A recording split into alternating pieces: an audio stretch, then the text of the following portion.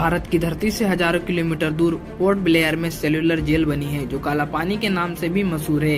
यह जेल अंग्रेजों के अत्याचारों की मुख्य गवाह है।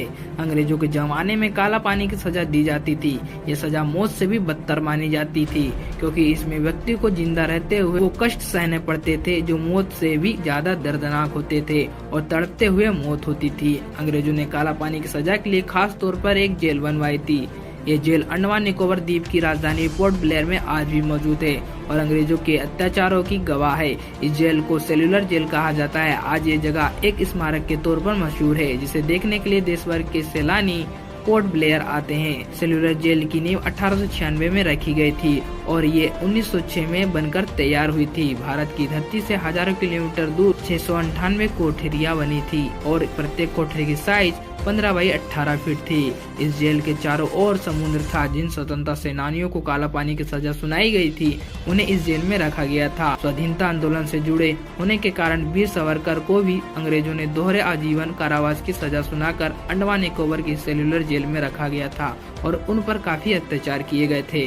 वास्तव में सेल्यूलर जेल भारतीय इतिहास का एक काला अध्याय है, जो गुलामी की बेड़ियों में जकड़े भारत और स्वतंत्रता सेनानियों पर हुए अत्याचारों की दास्तां को बयां करता है। या कैदियों को अलग अलग बैरकों में रखा जाता था। 3 मीटर की ऊंचाई पर रोशनदान बनाए गए थे, ताकि कोई भी कैदी दूसरे कैदी से बात न कर सके।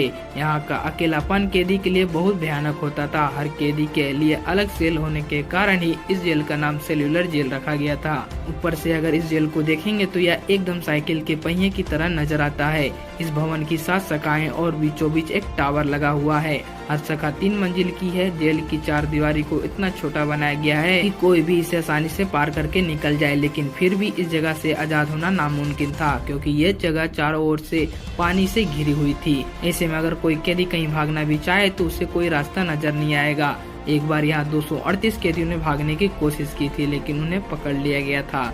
साल 1942 में जापानी शासकों ने अंडमान पर कब्जा किया और अंग्रेजों को वहां से मार भगाया। जब भारत आजाद हुआ तो इस जेल की 2 और शाखाओं को ध्वस्त कर दिया गया। शेष बची 3 शाखाएं और मुख्य टावर को 1969 में राष्ट्रीय स्मारक घोषित कर दिया गया। तमाम सैलानियां जब अंडमान और निकोबार घूमने के लिए आते हैं तो वो सेल्यूलर जेल भी देखने जाते हैं। सेल्यूलर जेल में एक साउंड और लाइट शो चलता है, जिसमें स्वतंत्रता सेनानियों पर किए गए अत्याचारों की दास्तां को बयां किया जाता है।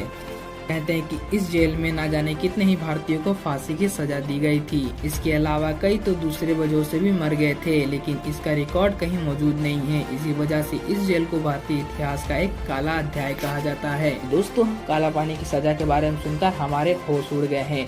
तो आप इमेजिन कर सकते हैं हमारे भारत को आजाद करने वाले स्वतंत्रता सेनानियों ने कितने कष्ट और अत्याचारों को सहकर हमें आजादी दिलाई है। तो दोस्तों, आज के इस वीडियो में बस इतना ही। अब मिलते हैं आपसे एक और नए इंटरेस्टिंग वीडियो के साथ। तब तक के लिए नमस्कार।